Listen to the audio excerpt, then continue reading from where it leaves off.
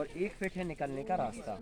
ठीक है, तो हमने क्या किया है, ये जो 5 फीट का डिस्टेंस था ना, ये 5 फीट के डिस्टेंस को 2 भागों में बांट दिया। आधा हमारा बेड हो गया इस तरफ, फिर 1 फीट बीच में रास्ता कर दिया और आधा फीट का फिर बेड कर दिया। तो बैम्बू को हम सेंटर में ले आए, मतलब बेड के सेंटर में, और चलने का रास्ता दोनों बैम्बुओं के हमने बीच में बनाया। इसका पर्पज़ ये होता है कि जब आप चलेंगे ना तो बैम्बू आपसे नहीं टकराए, या कोई भी चीज़ आप लेके जा रहे हैं ना तो बैम्बू नहीं टकराना चाहिए। बैम्बू को हमने मिड ऑफ द सेंटर कर दिया बेड के, ठीक है कि नहीं। और कभी हमें टिलर वगैरह भी चलानी या कुछ तो भी करनी है तो हम बीच में प्रॉपर ऐसा चला सकते हैं, बैम्बू नहीं फंसेंगे हमारे, ठीक है। और हमने ये रास्ता 1 फीट का बीच में निकाला, और इसका पर्पज़ यही है कि ये वाले को हमने 5-6 रखा। और यह 6x5 क्यों करना है वो हम आपको समझा चुके, क्योंकि ये क्रीपर्स का जो दायरा है बेसिकली फैलने का ऊपर, वो आपस में एक दूसरे को क्लब करता है 5x6 फीट के डिस्टेंस पर। इससे ज़्यादा अगर हम डिस्टेंस बढ़ा देंगे तो ये क्या करेगा, बीच में गैप बना देगा, जहाँ पर मतलब ज़्यादा पत्तियाँ होंगी वहाँ पे ज़्यादा घनत्व वो हो जाएगा। और जहाँ पर वो होगा क्या नाम से, क्या नाम से, खाली स्पेस रह जाएगा, है ना, ऐसा। तो कुल मिला के जो है ना, हमें इसलिए 5x6 का डिस्टेंस मेंटेन करना है। अभी हम जो उगाएंगे इसमें, जैसे मेथी हमको बोनी है, हम्म। तो मेथी इन 2 पे लगाएंगे या इस पे पूरे पे इसको बेड मानेंगे हम? नहीं, बेड हमारा यही है, इसी पे करना है जो भी करना पूरा है आपको। पूरी मेथी एक पे हाँ अगर बेड मानेंगे तो एक बेड पे ये मेथी मेथी होगी हाँ। दोनों तरफ तो से, दोनों तरफ। इसमें अपन क्या करेंगे, पहले नंबर लगाएंगे रूट क्रॉप, है ना। तो ये डिस्टेंस अपन ने 4 फीट इसलिए बनाया कि मैक्सिमम कल्टीवेशन एरिया निकल सके अपना। और ये वाला डिस्टेंस अपन ने 5 इसलिए रखा ताकि हमारा आधा बेड पे काम इस तरफ से हो जाए और आधा काम हमारा उस तरफ से हो जाए। तो 4 फीट से ज़्यादा बड़ा बेड अपन नहीं बना सकते हैं, तो इसलिए ये 5 ही रखते हैं अपन। और ये 6 इसलिए रखते हैं क्योंकि आपस में पौधे एक दूसरे से क्लब ना हो, और दोनों पौधों के बीच में कभी गैप भी ना रहे, कि वो उनका डायामीटर इतना फैले कि वो बीच में गैप कर दें, ताकि सनलाइट पता चला ज़्यादा आ गई वहाँ पे जहाँ पे पत्तियाँ नहीं है या कम है, और जहाँ पर पत्तियाँ ज़्यादा घनी है वहाँ पे पता चला पूरा शेडो हो गया। तो इस तरीके से जो है ना हम ये करते हैं। और इसको करने के बाद जो है ना हम क्या करेंगे कि सबसे पहले नंबर रूट क्रॉप लगाएंगे। सीक्वेंस हमारा बुआई का होगा, पहले रूट क्रॉप। तो रूट क्रॉप लगेगी अंडरग्राउंड, माने ज़मीन के अंदर।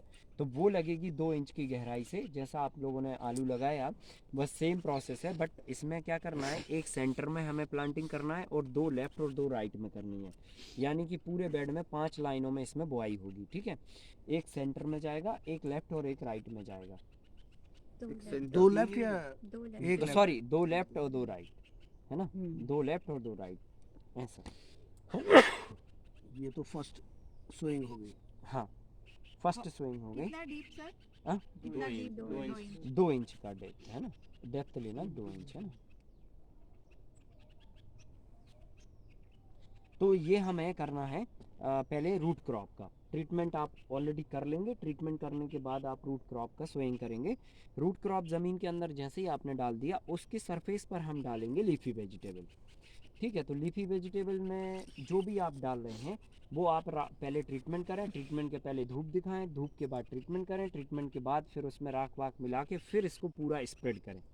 तो आप क्या करेंगे, जब रूट क्रॉप लगा देंगे तो उसके बाद जो है ना पहले क्रीपर्स लगाएंगे अपन। सीक्वेंस ये होगा, मतलब लीफी वेजिटेबल का नहीं लगाएंगे, पहले पहले रूट क्रॉप लगाया, सेकंड लगाएंगे हम क्रीपर्स, फिर थर्ड लगाएंगे हम लीफी वेजिटेबल, फिर फोर्थ लगाएंगे हम फ्रूट्स। ये सीक्वेंस होगा लगाने का।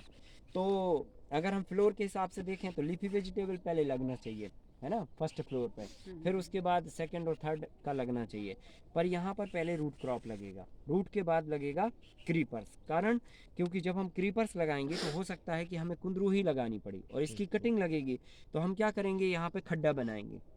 अब अगर लीफी वेजिटेबल आप पूरे एरिया में ब्रॉडकास्ट कर चुके, तो जब आप खड्डा बनाएंगे तो क्या होगा, वो सारा लीफी वेजिटेबल गड़बड़ होएगा, है ना, गहराई में चला जाएगा तो वो वहाँ पे जर्मिनेट नहीं होंगे। तो उतने एरिया में फिर अलग से वीड्स आएंगे, या फिर उतने एरिया में वो खाली रहेगा या कम उगेगा, ऐसा सिमिट्री नहीं बनेगी, प्रॉपर मेंटेनेंस नहीं आएगा।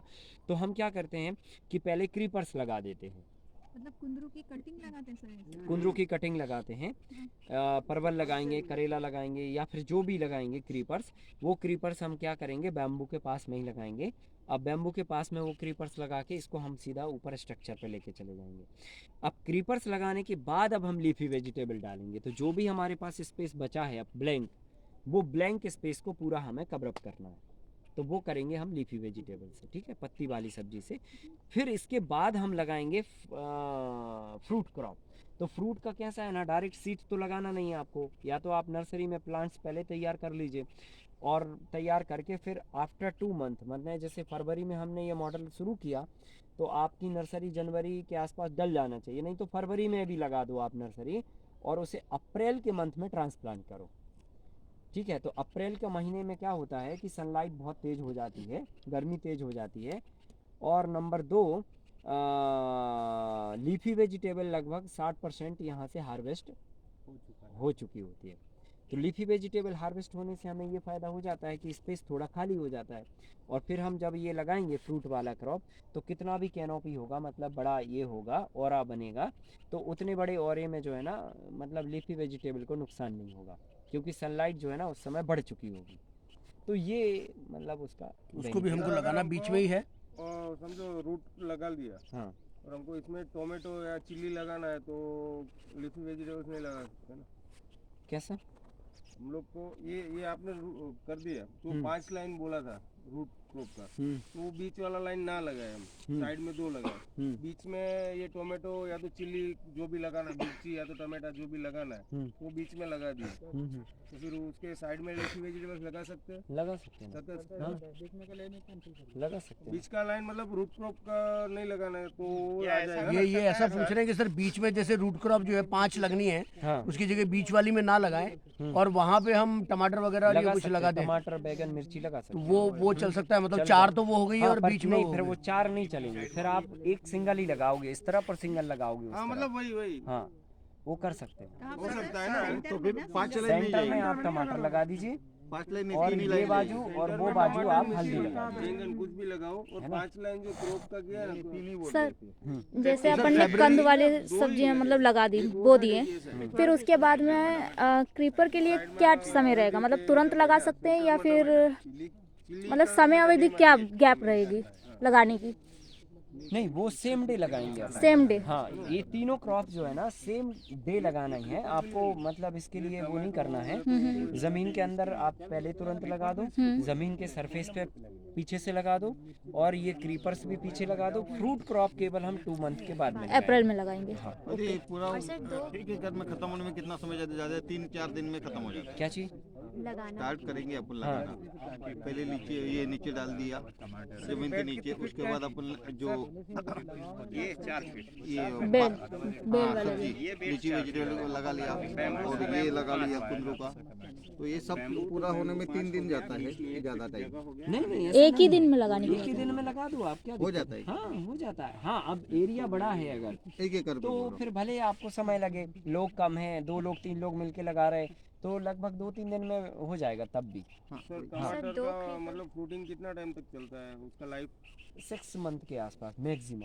और फिर वो निकाल देंगे तो फिर क्या लगाएंगे? 2-2.5 मंथ के बाद में वो शूटिंग चालू हो जाएगा। नहीं, 2-2.5 मंथ के बाद नहीं, वो हो जाएगा आपको 45 से 60 दिन के आसपास। 2 महीने में। हाँ, 60 महीने में, 60 दिन में टोटल हो तो जाएगा। मतलब अगर ऐसा करना हो तो ये भी कर सकते हैं कि उसकी भी नर्सरी पहले बाहर तैयार कर लें और फिर लगा दें। हाँ, तो वो ही करना है। आप जैसे ये तरह के प्लांट लगाते हैं ना, तो नर्सरी पहले ही करना पड़ेगी, फिर ट्रांसप्लांट करना तो है सर आपको। उसके प्लांट में कितना स्पेस रखना पड़ेगा? किसकी?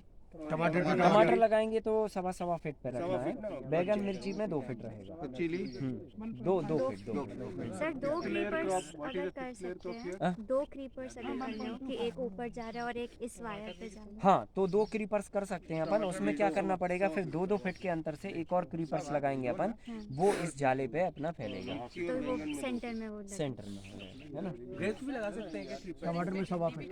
टमाटर में 1.25 और मिर्ची और बैगन में 2 फीट। भिंडी का भी क्रॉप चलेगा। ग्रेप्स चलेगा। सब कुछ लगा सकते हैं, वो लिस्ट में मिल जाएगा। अभी तो कल्टीवेशन का आप प्रोसेस बस समझिए, है ना, क्या क्या लगा सकते हैं, किस मौसम में लगा सकते हैं, किस किस के साथ में लगा सकते हैं, ये सारे जवाब आपको लिस्ट में मिलेंगे, ठीक है ना, कॉम्बिनेशन के साथ मिलेंगे। अभी प्रैक्टिकली ये समझिए कि किस क्रॉप को कैसे लगाना है, ठीक है। तो रूट का तो हमने बता दिया कि आपको 2 इंच की गहराई पे 6-6 इंच के अंतर से लगानी है। फिर आपको हमने ये क्रीपर्स बताया कि एक लेफ्ट में एक राइट में 2 सीड्स लगाने हैं, करेले लगा रहे हैं या जो भी लगा रहे हैं, या ये स्टिक लगा रहे हैं तो भी। फिर उसके बाद में जो फ्रूट्स लगाने हैं, फ्रूट्स सेंटर ऑफ द खेत, जैसे अभी देखो वो पपीता लगा ना, वो सेंटर में लगा एकदम बेड के सेंटर में, और 15 बाई 15 फीट है। यहाँ से अगली वाली लाइन 15 फीट पे है, और वहाँ से वो वाला भी 15 फीट है, माने 15 बाई 15 फीट पे ये सर इसका लगेंगे। 15 फीट डिस्टेंस रखने का कुछ रीजन रहेगा ना?